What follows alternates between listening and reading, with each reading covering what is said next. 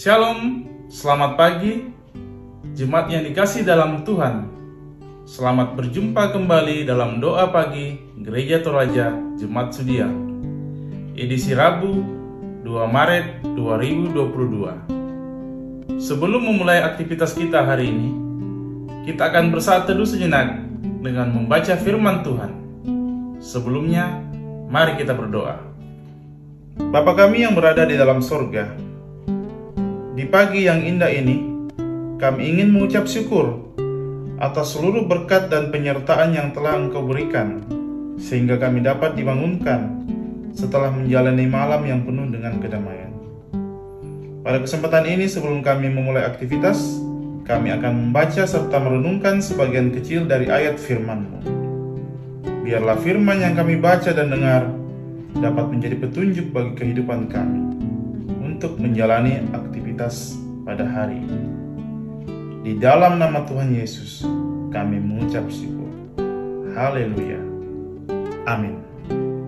Bacaan kita pada pagi hari ini terambil dari kitab Kisah Para Rasul 10, ayat 34 hingga ayatnya yang ke-38.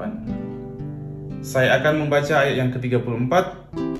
Lalu mulailah Petrus berbicara, katanya, "Sesungguhnya aku telah mengerti bahwa Allah tidak membedakan orang."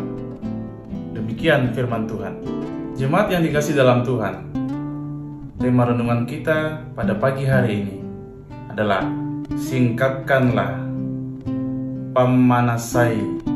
Ketika saya dan saudara sekalian membeli buah durian yang matang, apakah kita langsung memakannya? Tentu tidak, bukan? Membuka kulitnya pasti terlebih dahulu sekalipun dengan susah payah, karena kulitnya berduri, lalu kemudian kita menikmati isinya yang harum dan lezat. Demikianlah adanya dengan Injil. Kabar sukacita yang menyelamatkan perlu untuk dibuka, disingkapkan apa makna, maksud, dan semua yang baik di dalamnya kepada semua orang, supaya semua orang bahkan dunia ini menerima dan menikmatinya. Kita harus mengakui bahwa itu tidak gampang karena berbagai faktor seperti latar belakang siapa kita, kemudian kepada siapa kita harus memberitakan dan menyingkapkannya.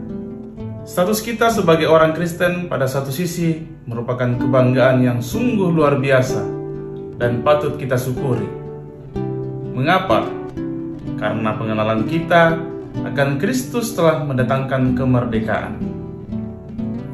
Kemerdekaan yang tidak mungkin kita dapatkan di dunia ini.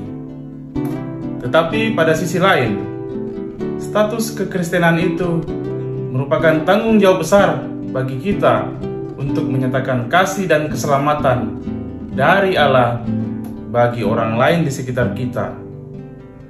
Suatu kesaksian bahwa Kristus telah bangkit dan telah menang.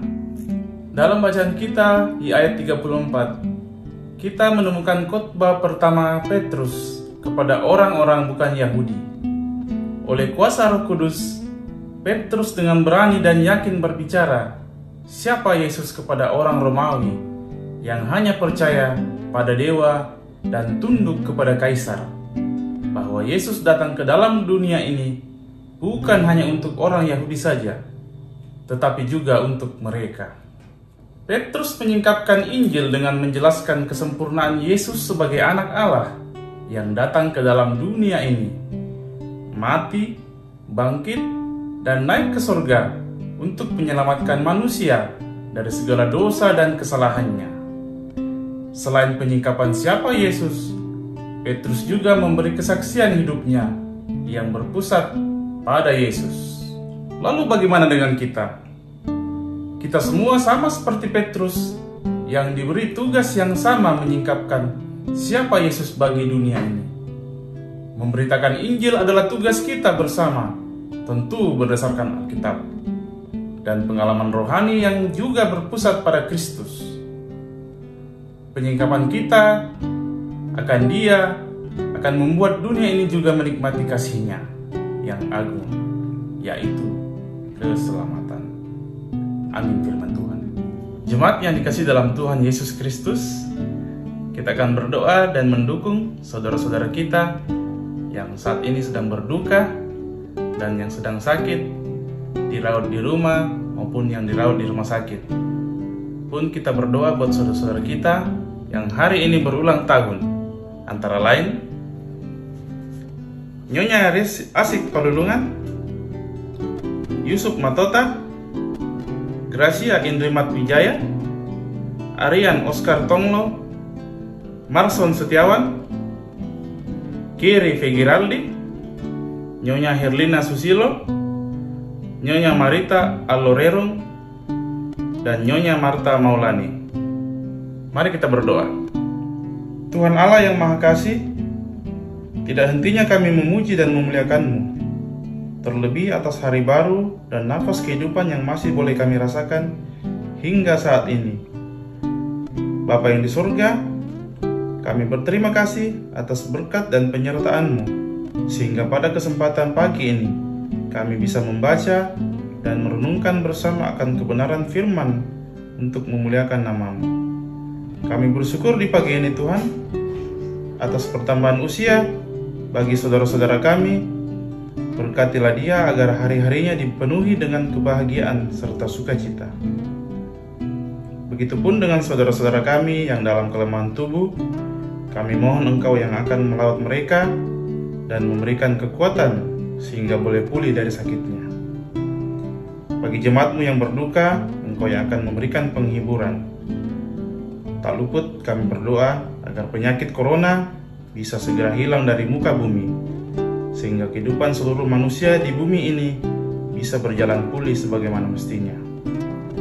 Berkati para tenaga kesehatan bersama aparat TNI Polri yang menjadi garda terdepan dalam menangani pandemi ini. Kami juga mohon padamu ya Bapa, teguhkanlah iman para pemimpin kami untuk terus berjalan di dalam jalan-Mu, untuk terus berusaha sebaik-baiknya demi kepentingan bangsa ini. Ya Tuhan, kami umat-Mu menyadari bahwa kami masih sering banyak berbuat dosa dan berbuat salah. Namun Engkau tetap mengasihi kami seperti Bapa yang mengasihi anaknya. Untuk itu ya Bapa, ampunilah dosa kami ya Tuhan. Ya Tuhan, kami akan memulai aktivitas kami sepanjang hari ini. Untuk itu Tuhan, kami mohon Engkau yang memberkati kami dalam segala pekerjaan dan usaha yang akan kami lakukan, hingga malam nanti kami kembali di tengah keluarga kami tidak kekurangan satu apapun, dengan limpah berkat sukacita yang asalnya daripada-Mu. Ini doa ungkapan syukur kami ya Tuhan, bukan kehendak kami yang terjadi, melainkan kehendak Bapa yang terjadi dalam hidup kami. Di dalam nama anak Yesus Kristus, yang adalah Tuhan dan Juru Selamat kami. Haleluya. Amin. Demikian doa pagi edisi 2 Maret 2022. Selamat beraktivitas, salam sehat selalu. Tuhan Yesus memberkati.